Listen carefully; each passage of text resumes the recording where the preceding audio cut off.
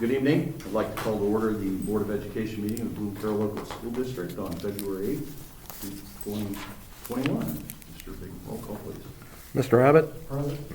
Mr. Bratton? Present. Mr. Jimmy Johnson? Present. Mr. Rod Johnson? Present. Mrs. Sherman? Present.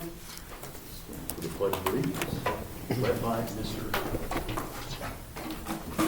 Pledge allegiance to the flag of the United States of America and to the republic for which it stands, one nation, under God, indivisible, with liberty and justice for all. Before we get started, I'm going to pass it over to Mr. Hahn for a quick comment. So real quick here, I wanted to take a moment, have the Board of Education and our guests who are with us this evening, take a moment of silence to remember and recognize a beloved Bloom Carroll community member and a retired employee of the Bloom Carroll Local School District for 33 years. Mr. Marlowe Mills sadly passed away on January 17th. He was 82 years old. He spent 33 years with the Bloom Carroll Local School District. He's a Fairfield County native, Liberty Union graduate in 1956. Marlowe served as a teacher, administrator, many different roles for the school district for a very long time. He recently was the Mid-State League historian. He truly loved the Bloom Carroll community and the students. And you often would see Marlowe at many things within our community, but mainly athletic events. He got very involved with our elementary school levy in 2018 and really reached out to the senior community and convinced them about the importance of continuing to show progress in the district and provide safer schools. He was a principal of Bloom Carroll Intermediate School and or Bloom Elementary for many, many years, and an athletic director here. But he will be deeply missed, and our thoughts and prayers are with his family during this difficult time. So if you would, just please join me in a moment of silence in honor of Marlowe Mills.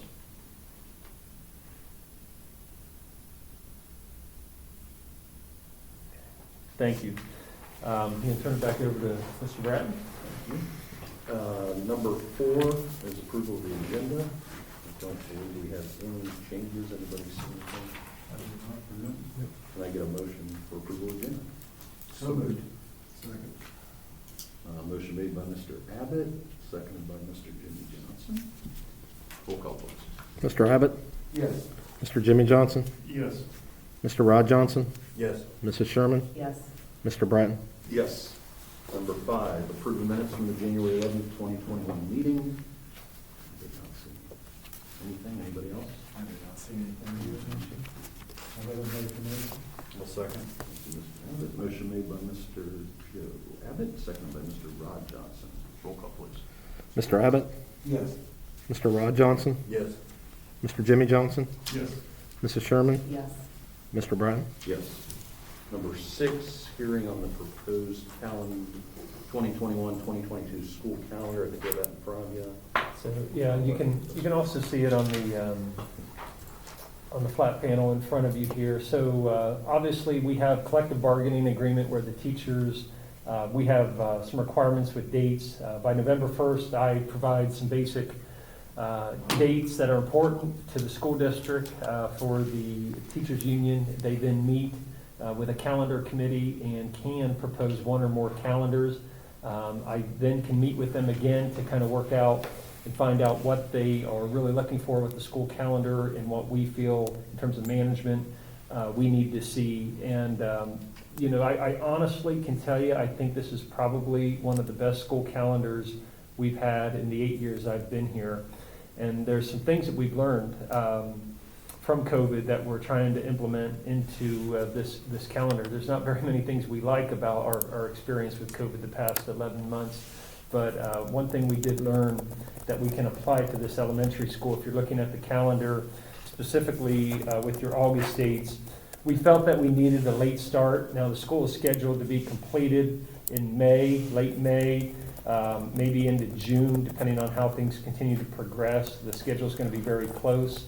But we really need some time this summer to just work out all the kinks, make sure all the technology is working and in place, and that the building is completely ready for students. So we want to try to provide as much time as possible. And with COVID, we wanted to try to have a little bit later start. But we also felt like we needed time for our staff, especially the kindergarten through 5th grade staff at the new elementary school.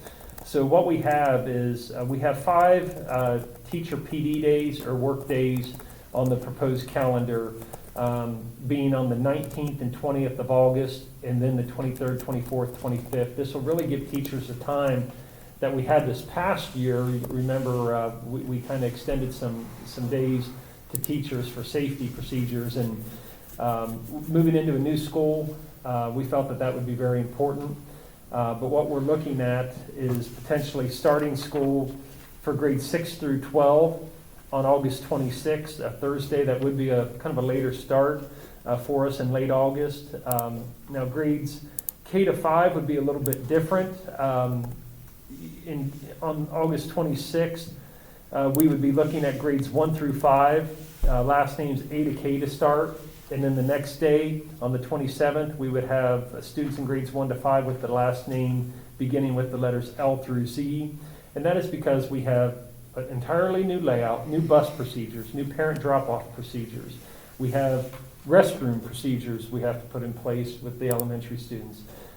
We have lunch procedures and getting through the food serving lines, playground procedures, coming in from recess, going out to recess. There's just a lot of things to manage, where the office is, where the nurse's clinic is, that we have to introduce or orientate these students to.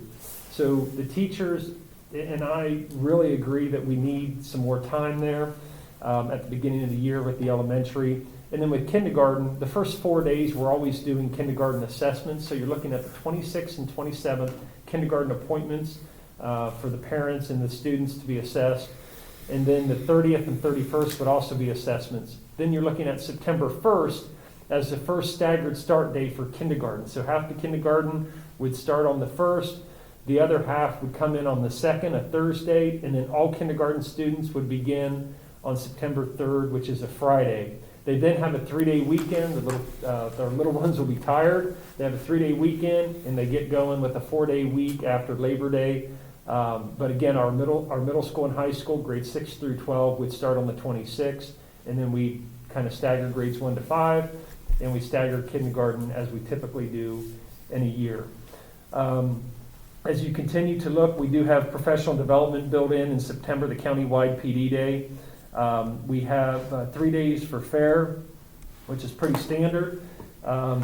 Moving on down through into December, you can see there are 2 full weeks during the winter break time. And then one minor change would also be looking in April. Typically, the past few years, we've had a Thursday and Friday off, and then a Monday, which is a parent-teacher conference comp day for our staff. We were actually able to work this out where we had 3 days, a Wednesday, Thursday, Friday in April, plus the comp day on a Monday over Easter weekend. We would still get out of school. We'd have graduation on a Sunday before Memorial Day, and then we go to school Tuesday, Wednesday, Thursday. The number of instructional hours are fully met and well exceeded with this schedule. It has 11 PD or work days or comp days for staff and 174 student days for grades 6 through 12. Grades 1 through 5 would be 173 because of the staggered start. In kindergarten, the hour requirements obviously different, but they still far exceed the number of hours necessary in the state of Ohio. The 2 semesters are a little imbalanced, just due to the fact of kind of where we're starting and where the break falls, but having the second semester a little bit longer is not a big deal, because in the 3rd grading period, we lose so many days, 3rd and 4th grading period, we lose so many days to state testing. You lose at least 5-6 days due to state testing. So that's what we have proposed to the Board of Education. The process in the revised code is we have to post this for 30 days. It'll be posted on our website tomorrow morning, And then, obviously, any comments here, any concerns here, please let us know. But the calendar would be brought back to the board at our next meeting for approval. So, Looks great. Yep. I love it. like the beginning of it, you okay with the beginning of the school year? Yeah. Okay, okay. All right, Thank you, Mr. Hahn. Number 7, public participation. I think Mr. Young, Mr. Matchett, here to talk about the middle school. Wherever you'd like, wherever you're comfortable. Yeah. Well, top of the back of our head, so I'll bring it here. I was reminded a year ago when we were here last that, we were talking about some things we were gonna do, like Ohio Model UN and things of that nature, and thinking like, what are we gonna talk about? It's been a year of just canceling everything, you know? But the first thing I do wanna say is that, I want to talk a little bit about our response to COVID, and obviously you guys have lived it for the last so many months, but I think it's been really good. I mean, you hear other school districts are still going every other day. I just can't believe that, that's good for the kids. Even though we deal with things all the time, it's nice to see when we sit around and look at kids hanging out with each other and talking to each other and just forgetting about the disease or the virus for a while. It's just nice to see, and I do feel bad for the other districts that don't have 5 days a week. And I'm sure we all get bashed on social media for things that we do and say in our positions. But I think it's been great. As a parent, I'm very happy about that too. But as I mentioned, we'll touch a little bit about COVID. We've had a lot of cancellations and things that I could think of were Ohio Model UN. It was going to be our first shot at doing that at the middle school. That thing's, still not coming back. Lost some sports seasons last year, lost some assemblies. Our semi-formal dance that a lot of 7th and 8th graders look to. That's lost, and DC was lost. But again, we still tried to open up some things, like the PTO has been really good having book fairs, Santa shops. We're hoping to still do our little Relay for Life because it'll be outside in May. It's something that we do for a fundraiser for cancer. The student council does that. So we're still trying to do some extracurriculars beyond, and we do have clubs going on. We have, like I said, student council. I don't think not a lot of them. Are there any other clubs right now? There's not too many. Your book club meets a little bit too. Gaming club.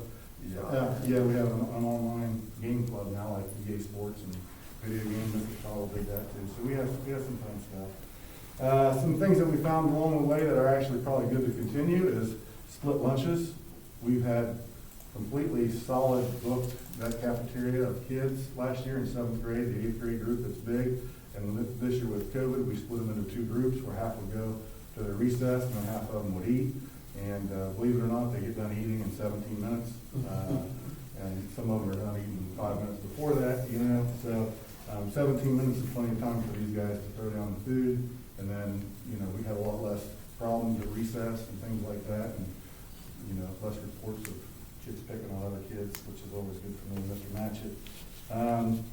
And I also want to kind of publicly thank the teachers. I know there's a lot that goes back and forth between teachers and everything, but I will say from the middle school that the teachers, like there's been a couple that are afraid to bring it home to maybe their husband that's a little bit older or somebody in their house, but for the middle school staff I can speak for that nobody's really been afraid, freaking out or anything like that. We do deal with kids that continue to wear their mask down below their nose a lot, and so we try to make sure the teachers that they know that we support them. We want them to send the kids down to us and not to just put up with it and remind them every day. So we've got a couple we're working on that, but it's really been going pretty good. Also with the situation that everybody's been dealt, Mr. Matchett does a really good job of chasing down kids that aren't following up with their VLA assignments. So that's part of their attendance, and we've got a couple that we still have a hard time getting to, but that's kind of Mr. Matchett's thing with the attendance, and so that's been good. A couple other things I kind of want to talk about. PBIS is something that last year, Mrs. Johnson and Mr. Matchett and I were trying to do more of a school-wide, which is positive behavior intervention system. And so we've kind of, I would say, what's called a tier 1 situation, which is where we kind of, you know, we got school core values and sports have core values, but I kind of, and this is, like Mrs. Peace has the Paul's Laws, your kids probably remember.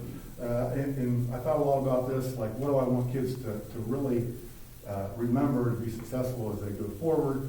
And 3 words that I kind of came up with were kindness, resilience, and integrity. We had a kindness week, so the student council kind of got on board with that. We do Bulldog Awards that award kids for doing the right thing, like turning in money. We would check integrity. You know, kids that maybe studied extra long, you know, they might get a resilience on the Bulldog Award. And then kindness is a pretty easy one.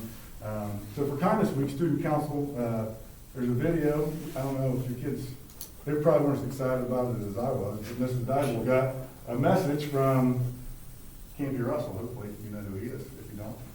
But anyway, if you mind playing it, Travis, it's like 45 seconds. It was pretty cool. Life looks a little different for all of us right now. We are learning, living, and socializing differently. Even in these strange times, it is most important to remember to be kind to one another. We challenge each of you to find a way to be kind each day. Do something that will put a smile on someone's face. From Carroll to Cleveland, from the Bulldogs to the Cavaliers, kindness matters.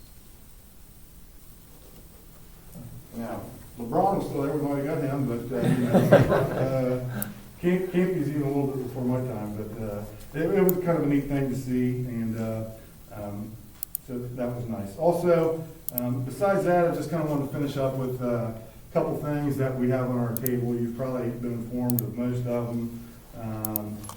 Some things we are continuing to do. We're continuing to screen 8th graders signs of suicide. It's something that you know, I remember it was coming up again here for health class does that.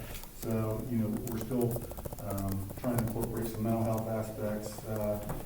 Testing, you know, looks like we're still going to go through with the testing, and so we've been, Ms. Johnson and us have been kind of planning on dates for testing, and that starts, I think, in April, last couple weeks of April. We're going to be doing that. Our teachers, you know, we didn't know whether it was going to happen or not, and they keep saying, you know, don't expect miracles, but they say that every year, and our kids do really good, you know, and like I said, I can't imagine, I don't even have any idea they would know what level they should test at this year, you know, having not tested in 2 years, but I guess we'll get back to a baseline and figure out what's going on, but I'm sure, you know, everybody will do good.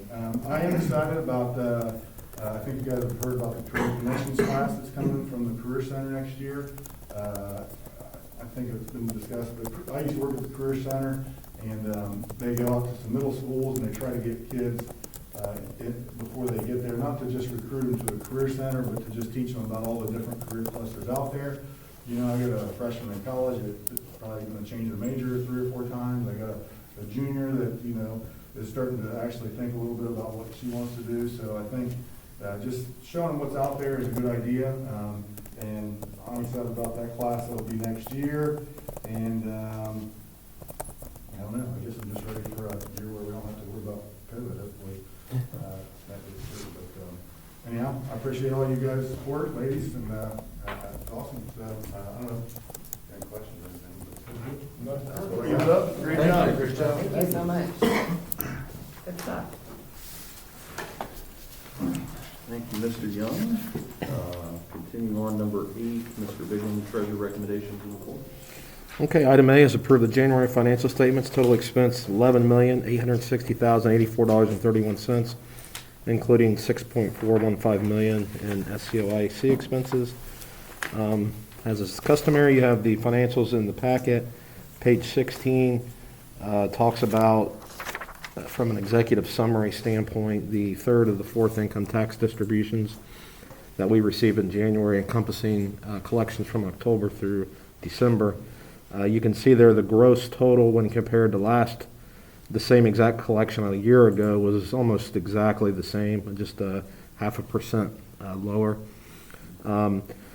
That's the bad news. The good news is that we were projecting this, again, just kind of getting back through some of the collections impacted by the COVID, that we had projected a decrease.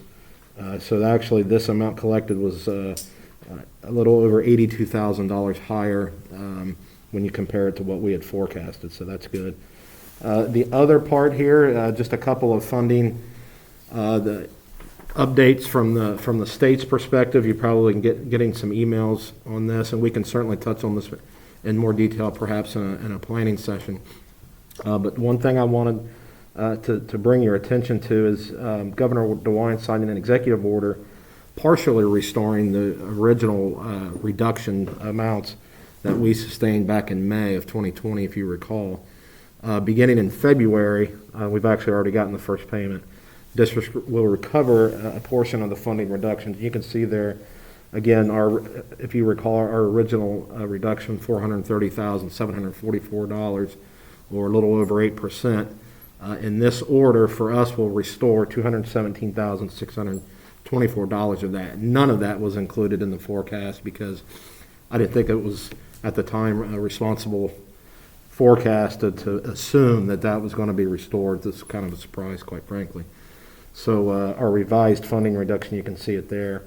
The other thing that's not in here that, again, we'll have more information as we get closer to the budget, but the governor has recommended funding for the next 2 years that will make its way through the state legislature here in the next few months, beginning in July of 2021 through June of 2023. Not as good a news on this front in that he is recommending that the districts be funded at FY19 level. So we were hoping there would be some growth there with especially the unrestricted portion is really what districts need.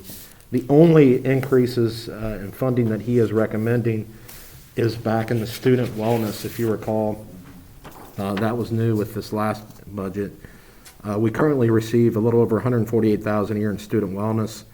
The first recommendation only takes us to $159,000 in the first year, so just an $11,000 additional funding mechanism there. And again, it's not unrestricted. It is restricted to student wellness, so we're not sure if we can even supplant existing general fund expenditures. But again, I figured you're starting to get some emails and perhaps we're starting to hear some things, so wanted to get that out to the board. Again, we can talk maybe more in depth at the February planning session or the March planning session as we begin to get some more information. We can talk about the student wellness funds and the new CARES Act funds and get an idea from the board on how we want to spend those. Yeah, Mr. Allen. Maybe, to me, they can make that basically a 4-year forecast for 2023 based on 2019. Yeah. With everything that's been added to the district, I mean, not just Bloom Carroll School District, but Right. with COVID. Absolutely. So again, I'll keep you posted, certainly as we move forward through the legislature, the budget process. Any questions on the financial statements or the checks written during the month?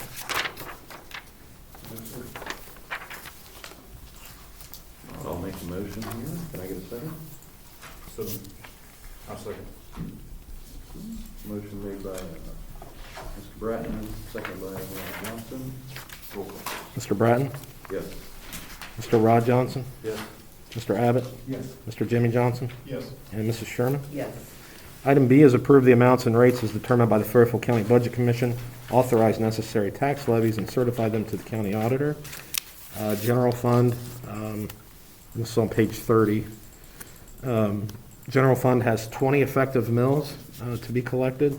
Our debt service fund, these are basically the two bond issues for the two buildings, down to 7.70 effective mills. And our permanent improvement remained at 1.02 effective mills. Total taxable valuation, you can see there, just under $446 million. I did include the new valuations in here. I won't go through this too much, but again, when we talk about the state funding, we talk about the income tax, the only area really for growth is in this third revenue area is real estate tax. So it is important. 2020 was no reappraisal year, so any growth is just simply new construction. If you look at total Class 1 real estate, line 14, we grew by a little over 2% when it comes to new construction.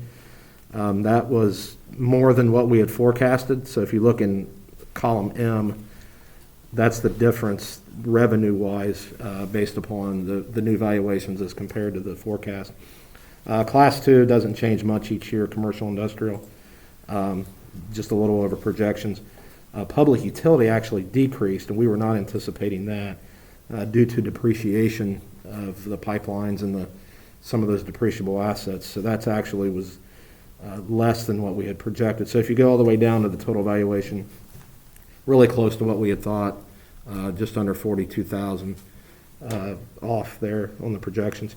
And again, as you go down through it, I talked about the agriculture, residential. 20 mils is the lowest you can collect.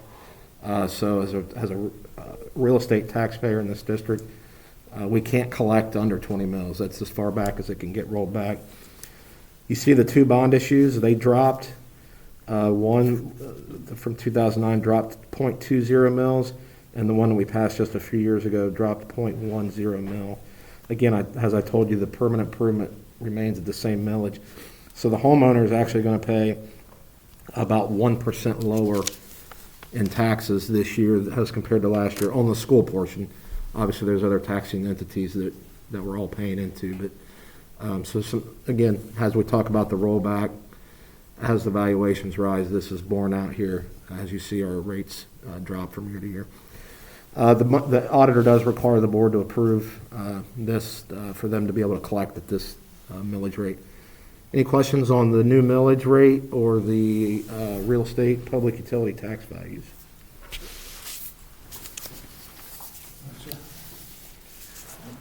Can I get a motion, please? So moved.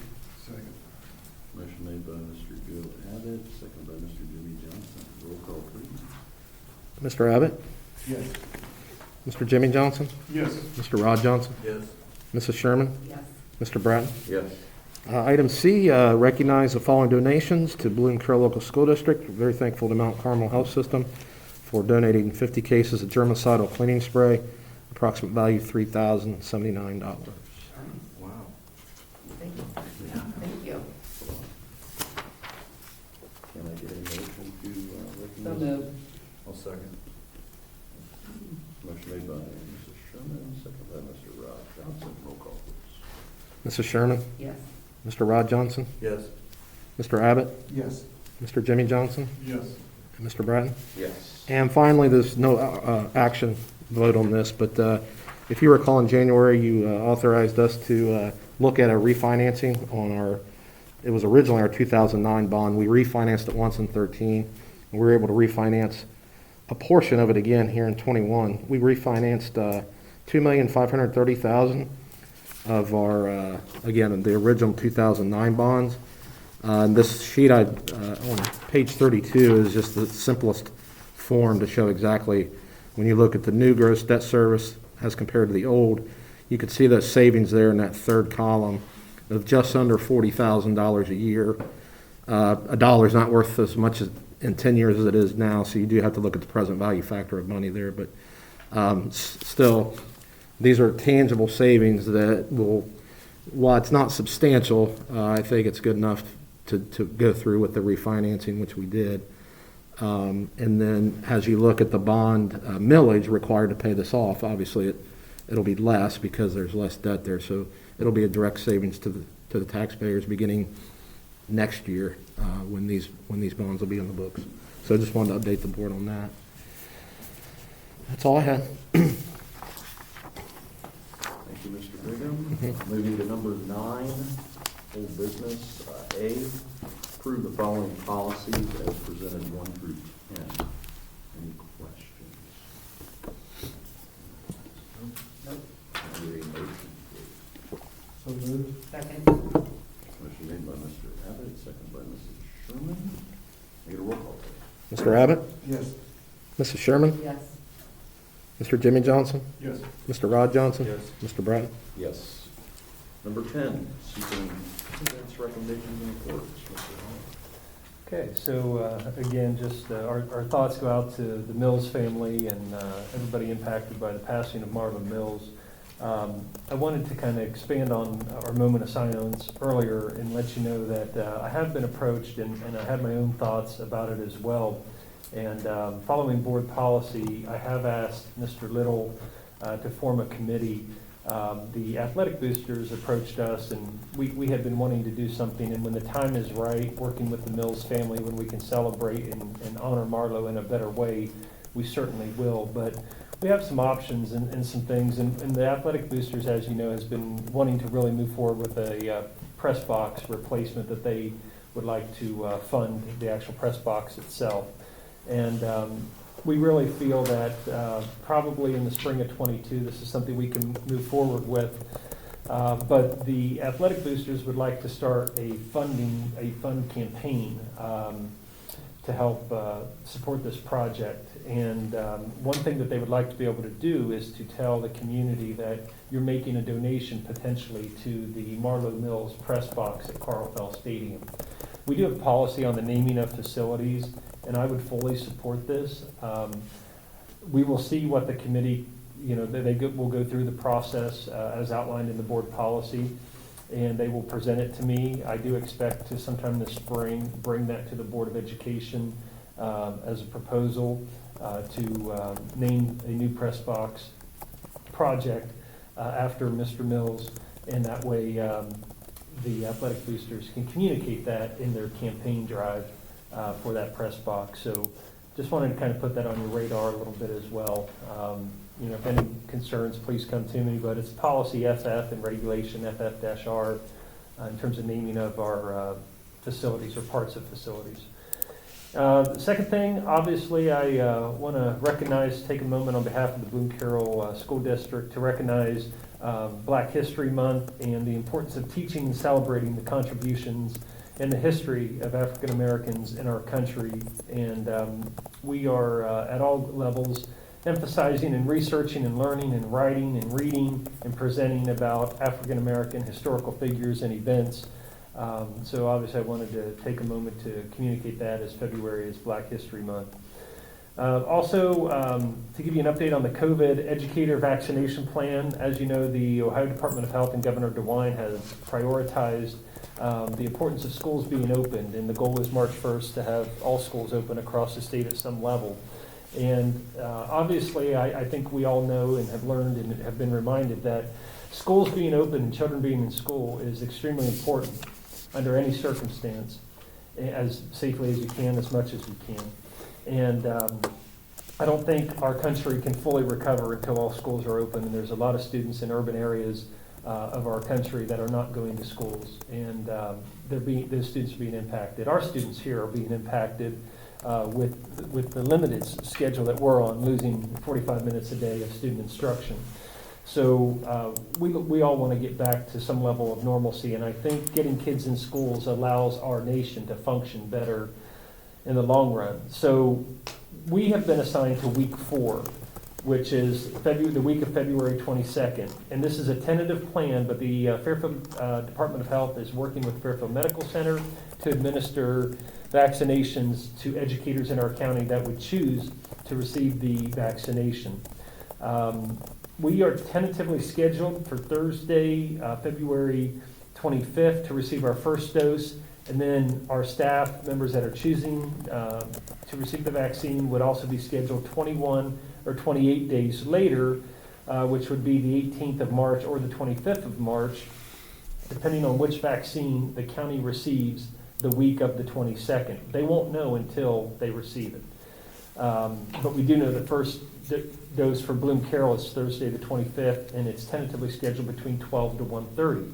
That means about 185 to 190 employees will be leaving the district that day at about 11:30 or earlier. Having school that day will be impossible. We will probably, I'm still working on plans, but I want to give the board a heads up that this may require us to look at remote learning on Thursday the 25th. And all staff would report. Those that need to get the vaccine could go. The rest that are not, about 17% would not. They would work their contractual work day. I do believe we may have issues as well on Friday, the following day, some staffing issues as well as a result of the first dose. Some people react differently, but if I lose 3 or 4 bus drivers, if I lose 15 teachers across our district, we will not be able to properly supervise our students with these COVID protocols. So I will be getting more information the next couple of days. I will be communicating with our community, but I wanted to give the board a heads up that I may have to switch the district to remote learning on those 2 days, okay? And then again, 3 weeks later or 4 weeks later. In terms of COVID cases, we are seeing a trend like the state of Ohio is. We're still dealing with our cases. I'll be honest, most of the cases continue to be exposure at home. Parents have it, kid has to quarantine, student gets it. They weren't in session the 48 hours prior to becoming symptomatic because they were quarantining at home. We're seeing a ton of that. And we have 6 active cases as of today, 3 at the high school, 1 at the middle school, 1 at the intermediate, and 1 at the primary. And then we have 2 staff cases. 1 is a substitute that was helping us out, and 1 at the middle school as well. Any questions about the vaccination plan or COVID data? No, I think you detailed it pretty good in the email you sent. Okay. Parent-teacher conferences, we had them on the 28th and the 4th. We had a 23% fill rate. Not that far off from a typical year, to be honest. Elementaries are heavy, and then middle school, high school, we start to see more open spots on conference nights. Construction update. Summit Construction remains committed to the schedule. They have a plan to make up, a few weeks of lost time and impacts due to COVID and labor. But things are going very well. It's starting to feel like a school. LVT, the luxury vinyl tile, is being installed in the classrooms. The cabinets are in. The final coat of paint's on. The ceiling grids are in. The lights are in. In Section A. Section C will get a second coat of paint. All the above ceiling inspections have passed and are done. Again, they're working on flooring at this point right now in areas A and C. That would be your academic wings. In the middle part, the administrative area and some of our related arts sections, they're continuing to focus on that area. And then in the back of the building, Section D, which is the gym and cafeteria, they're getting ready to start the ceiling grids. They've been doing all the overhead mechanical, electrical, plumbing. They're getting ready to do some paint in there. But it really, walked through, it's starting to feel like a school. But, they said the last couple months, things really wrap up and come together. So we're still looking at a late May, maybe an early June schedule, but plenty of time for school. Mr. Bigham talked about the Wines fiscal year 22 and fiscal year 23 funding proposal. Not great. So, it's not as bad as it could be, but certainly not great. And I think that's it. Any questions? All right, let's move on to 10B, students and programs. Number 1, approved June 1st through the 3rd, 2021, and June 4th, if needed, as dates for kindergarten registration and screenings to be held at Bloom Carroll Primary School. Number 2, approved the cancellation of the Spanish Club trip to Costa Rica, scheduled for April 2nd through the 10th, 2021. And our Spanish Club advisor has shared with us that he's worked with Explorica, the travel company, and he believes that the funds will be enough to be the fundraising efforts that were done working with Explorica, who applied a cancellation discount. Those funds will be enough to help cover the cancellation fees, and that is for 14 students. Just so you know, right now, you got a test to get on a flight to leave the country. You got a test to come home. If we have a student test positive, they can't come back with the group. If we have a student become positive when they have to isolate. We just don't have the possibility to do this kind of trip right now under these guidelines. And then moving on to the Washington, D.C. trip, approved the cancellation of the Washington, D.C. trip for the classes of 24 and 25, scheduled for May 19th through the 22nd, 2021. Same thing, mainly COVID related, but obviously tensions are high in DC right now. There's a lot of things being impacted in terms of tours for kids that just can't happen due to restrictions and safety. But the main thing is what happens if we have a student that becomes ill and we have to isolate. How are we going to handle that? in DC and get that student back here, and what staff member would we expose to that student in that situation, and it's just really impossible. We were hoping these restrictions wouldn't be in place this long, but it is, and the students or the parents will get back all but $100 of the non-refundable deposit, or all but $59 if they purchase the trip protection plan. There are 63 students scheduled on the DC trip. There were 14 scheduled on the Costa Rica trip. Okay. Okay, can I get any questions for Mr. Hahn? Can I get a motion, please? Second. Motion made by Mrs. Sherman, second by Mr. Rod Johnson. Roll call, please. Mrs. Sherman? Yes. Mr. Rod Johnson? Yes. Mr. Abbott? Yes. Mr. Jimmy Johnson? Yes. Mr. Bratton? Yes. Okay, 10C, Personnel and Employment. Approve substitute list number 7 for February 2021 as submitted by the Fairfield County ESC. Number 2, approve the voluntary transfer of Cheryl Hale to Treasurer's Assistant or payroll at 32 hours per week effective March 22nd, 2021 to fill the vacancy created by the resignation of Caprice Dicken. Number 3, approve the following classified substitute for the 2021 school year pending receipt of background checks and required licensure as presented A through E. Number 4, approve the following request for FMLA leave of absence for Corey Moore beginning on or about May 15th, 2021 for up to 60 days. And number 5, approve the following spring athletic supplemental contracts for the 2021 school year pending receipt of verifications and background checks and contingent that payment shall be made provided that the board is permitted to and holds the pupil activity in light of illness, COVID-19, and Ohio High School Athletic Association state and local precautions, orders, and guidance. Partial performance of duties shall be paid on a prorated basis following verification of the treasurer from the principal or athletic director of the portion of duties completed by the supplemental contract holder as presented A through T. And number 6, approve the following athletic department volunteers for the 2021 school year pending timely receipt of all verifications and background checks as presented A through I. Any questions? I will make this motion. Can I get a second, please? Second. Motion made by Mr. Bratton, second by Mr. Jimmy Johnson. Roll call, please. Mr. Bratton? Yes. Excuse me. Mr. Jimmy Johnson? Yes. Mr. Abbott? Yes. Mr. Rod Johnson? Yes. Mrs. Sherman? Yes. Where am I? D, approve the school law hotline agreement with McGowan Markling, attorneys at law, for up to 5 hours of pro bono legal services for the 2021 school year. This is just something that I kind of overlooked last month when we had our organizational meeting. There's a local attorney in Columbus that provides 5 hours, free hours, use them for a few years, and it's better than paying $280 to $450 an hour for legal services, so we always try to take advantage of that. Nice. Any questions? Can I get a motion? Mr. Abbott, thank you. Second. Mr. Rod Johnson, second. Roll call, please. Mr. Abbott? Yes. Mr. Rod Johnson? Yes. Mr. Jimmy Johnson? Yes. Mrs. Sherman? Yes.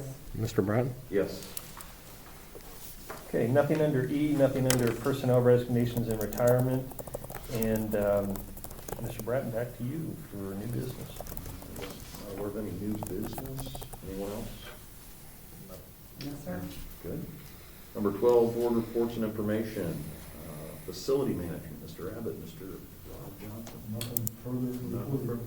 Hopefully we'll be able to walk through that with that Senate tile. Yeah, I forgot, since we're on facility management, there are a few pictures here of, from the most recent field report. You can see the cabinetry, sinks in the classroom, drinking fountains in every classroom. You can see the mechanical units being installed on the roof, on the middle section of the building.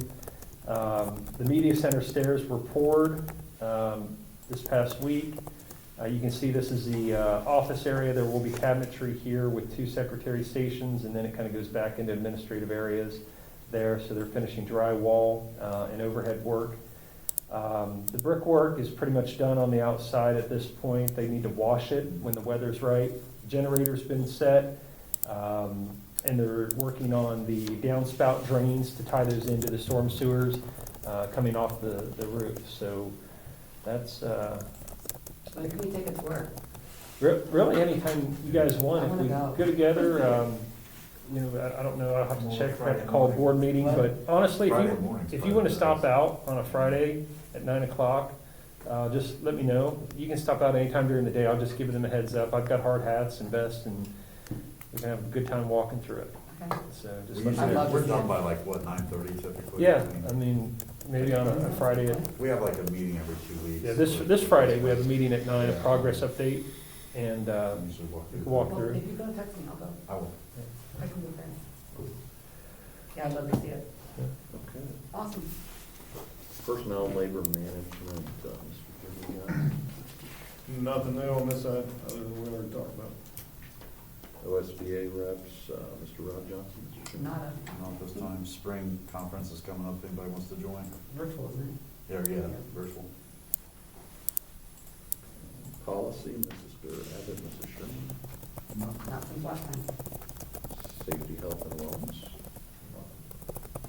And finance, nothing. B, upcoming PTO Booster Board of Education meetings, got February 9th, BC Elementary PTO at 6:30. Looks like we don't have education yet. February 9th, Music Boosters at 6:30 in the Media Center at the high school. Reminder, February 15th, there's no school President's Day. February 17th, the high school PTO at 7 p.m. in the high school cafeteria. We have a planning session scheduled for February 24th at 6 right here.